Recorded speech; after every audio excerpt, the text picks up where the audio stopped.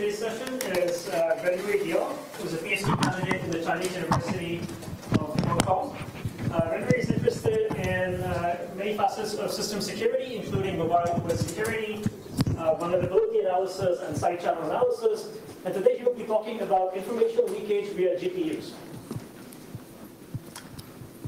Thanks for the introduction. Hello everyone, I'm Wendi Diao. It's my pleasure to introduce our work on GPU security. It's a joint work with Zhe Zhou, Xiangyu Liu, Zhou Li, Kewan Zhang, and Rui Liu. Okay, let's start. As we all know, CPU is a general purpose processor. It can do any kinds of computation. GPU stands for graphic processing unit. It's a special purpose processor and designed for handling graphic processing. CPU and GPU have their own memory space separately. That is to say, GPU manages its GPU memory independently. The data exchange are done through PCIe bus. Nowadays, the graphic acceleration feature is widely used by popular applications such as Chrome, Adobe Reader, GMP, MATLAB, Firefox, VCL. For video decoding and decoding, page rendering, and other special purpose computations. Also, GPU vendors release convenient and powerful APIs for developers to easily deploy programs on GPU. Let's see the case of Chrome. In its system setting, the option use hardware acceleration when available is turned on by default. Also, we could find many graphic features could be supported by the GPU hardware acceleration, from page rendering to video decoding.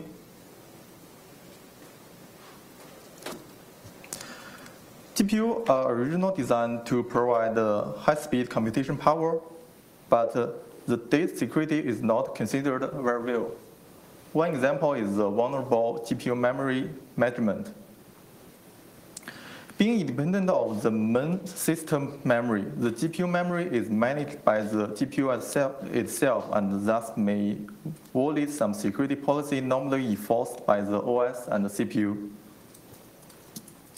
For the main memory, any newly located space in the memory must be cleared to zero to avoid the information leakage.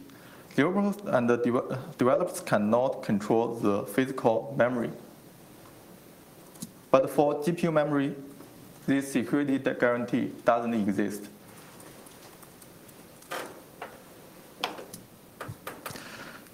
Previous research have studied the security implication of the architecture and the features of modern GPUs, like infer browsing history and infer crypto key.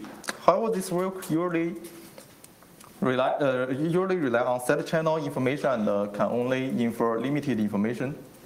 In this work, we reported a major advance in this field. We developed new techniques for recovering raw image from GPU memory residues. With new techniques, highly sensitive information can be directly extracted and harvested by adversary. In our adversary model, we assume the adversary has successfully obtained the permission to access GPU memory and run programs under a non-privileged account on the target machine, that is the one who shares the same hardware with different accounts. One common scenario is a school computing lab.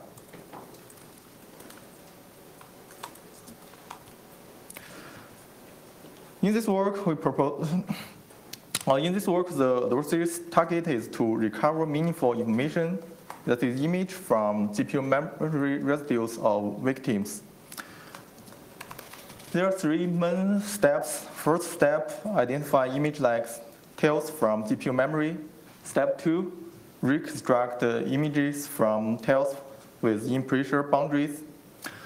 Step 3, rearrange recovered image in the correct order. Let's see them in details. The first step of tech to identify possible data blocks that are likely to be parts of meaningful images. We use the prime and probe method.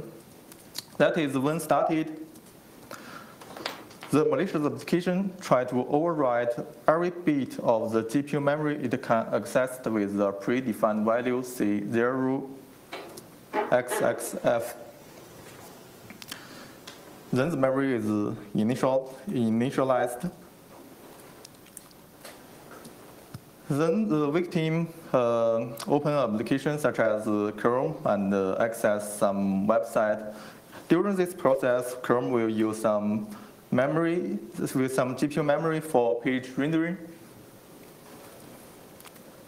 Then the user closes Chrome and Chrome releases the GPU memory. During this process, the malicious application always runs in the background and query the available size of GPU memory. If we find the available memory increase sharply, it means a victim application just released a chunk of memory space. Then the malware will make a copy of the GPU memory.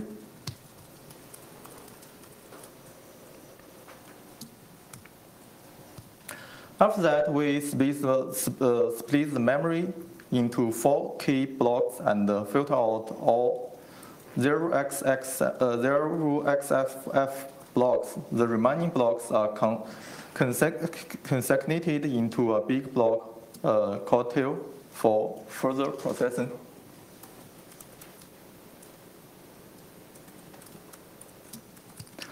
The next step is to infer the layout information associated with the embedded image. An image, especially a special one, a sensitive one, is quite different from other artificially generated data, such as the single-list TV screen in this example. Therefore, strong similarity exists between consecutive rows and consecutive columns. Another insight is developers do not arbitrarily distort the image layouts. So our approach is based on the fact that the amplitude spectrum of the image reflects the periodicity of the similarity. Here we leverage the spectrum produced by a faster Fourier transform algorithm to find such periodicity. Fourier transform can decompose a signal from the time domain into the frequency domain. In the first example, there is one period. In the second example, there exists n periods. At this time, we know the total length and the number of periods. Then we could calculate the period length easily. That is the image wise.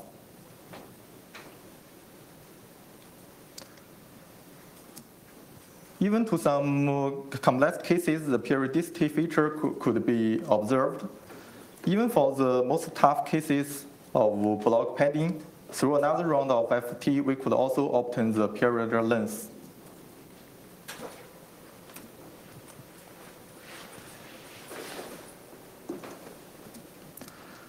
After step 2, we have obtained the image length.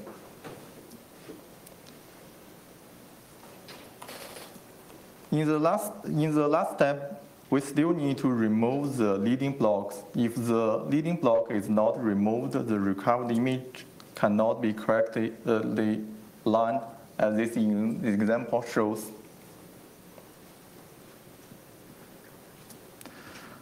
The present computation is derived from the premise that consecutive columns can be expected to be similar. How to understand it? In the example, we could find the error occurs between column 1 and column 2. And so we know there is one leading block.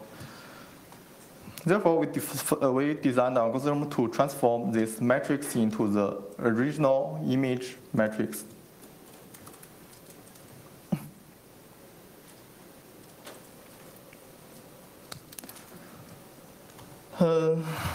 Let's see some evaluation. We conducted the evaluation on AMD and the NVIDIA platform and demonstrated the effectiveness of our tech against the 4 popular applications on Ubuntu, include Google Chrome, Adobe Reader, GMP, and MATLAB. And our observation suggests that almost every GPU accelerated application is vulnerable.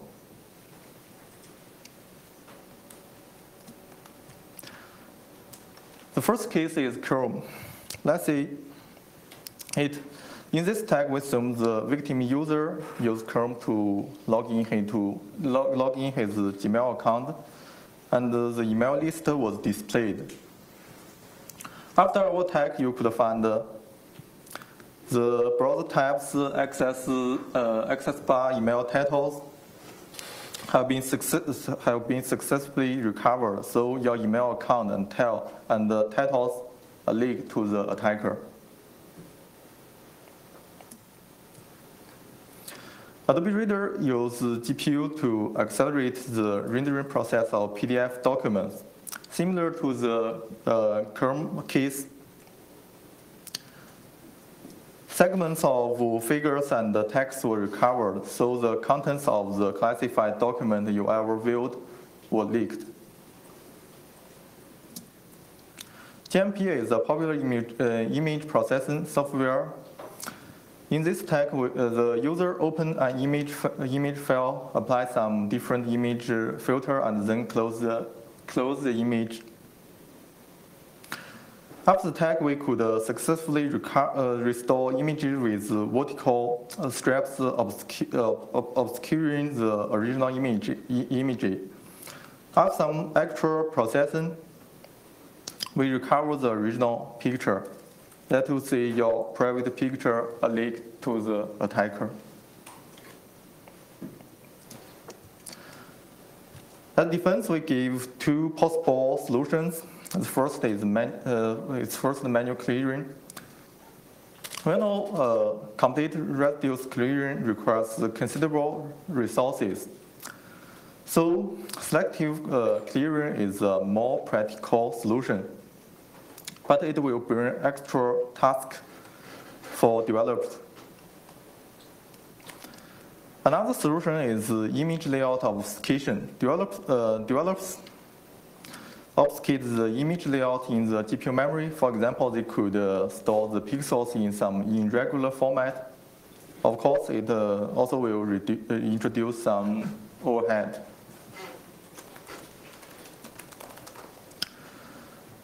One-page takeaway.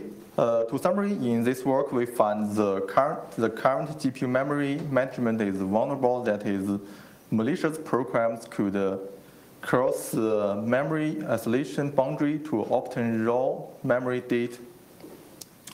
In this work, we propose a novel method of recovering original image from GPU residues. In addition, we carry out several evaluations, and the result shows several popular applications are vulnerable. Okay, one more thing on advertisement. This year's CNS will hosted by the Chinese University of Hong Kong. If you want to visit Hong Kong in this December for fun, consider submit your work. The deadline is in next week. Okay, thanks for your listening. Questions?